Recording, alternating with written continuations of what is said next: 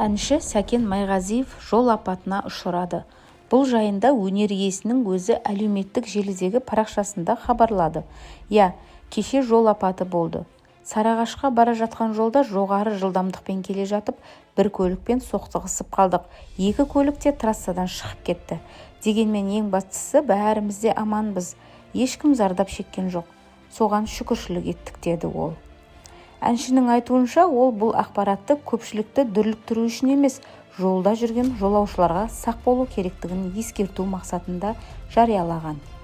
Желіге тек жүргенде абай болыңыздаршы деген оймен салған едім. Хабарласып, тілестігін білдіріп жатқан жандарға алғыс айтамын. Аман болайық, деді Майғазиев.